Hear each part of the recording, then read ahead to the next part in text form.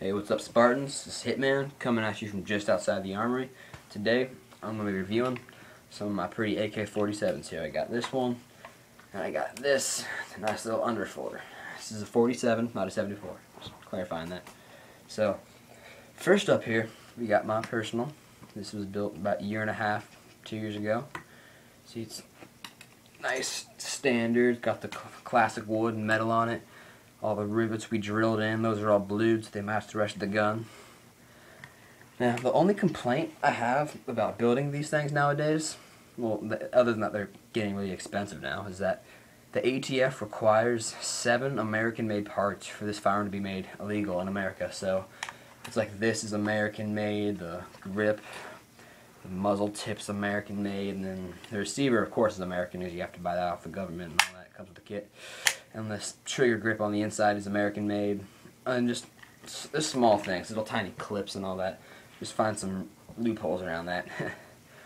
But yeah, I love the AK. It's a wonderful platform. It's got some good stopping power. It's accurate within distance. Within, you know, not like I want to take it to like 100 yards.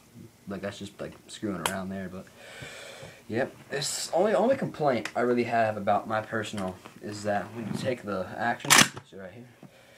The action sticks open pretty easy, but it's not a big of a deal because you can just slam it shut pretty quick. It doesn't take a lot of force, but still, I'm trying to reload in the fly. I don't want to get caught open on me, but you see, it mostly functions really well, but if you don't rack that fast enough, it's getting stuck on you.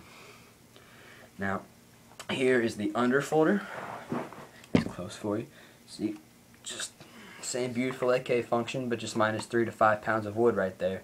So, like if you're trying to survive the apocalypse, you know, this is better, kind of in a better situation than my AK because it's lighter and it's gonna be easier to run with. Except you don't have this bashing power back here, but that's not a problem as we're gonna get to here in a few seconds. So, yeah, this is also made legal with the ATF standards, 7 American-made parts.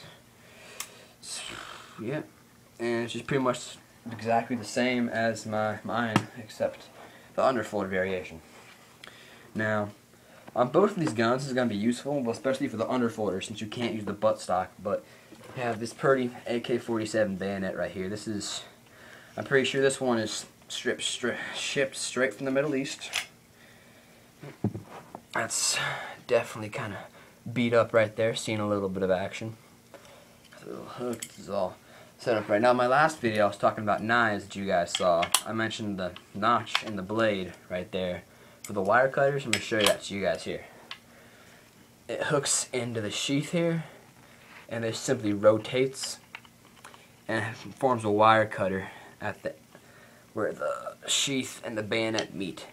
You don't ever want to put the blade inwards on this because you're going to dull the hell out of it, and it's just not going to be efficient anymore. Plus, you see, it doesn't really fit that well, so you gotta fucking get this thing out of here. Yeah, there we go. It always gets stuck when you do it that way, so don't. But yeah, it's a good little survival tool. It clips on the end of it. Just attach this on here real quick, give you a good view of it. And you see there, you got an extra few inches of killing right there. That's definitely helpful with the folding stocks I mentioned, because now you have that extra close quarters killing, whereas with mine, the full wooded stock, you have the option to do the bash or the slash. Well, that you can risk damaging the rest of the gun, just taking the stock completely off with the folder. So yeah, it's always a safety hazard with that. So yeah, well, that's pretty much all I got to go over. So, yeah, I'll talk to you guys later in a different video. As always, keep surviving.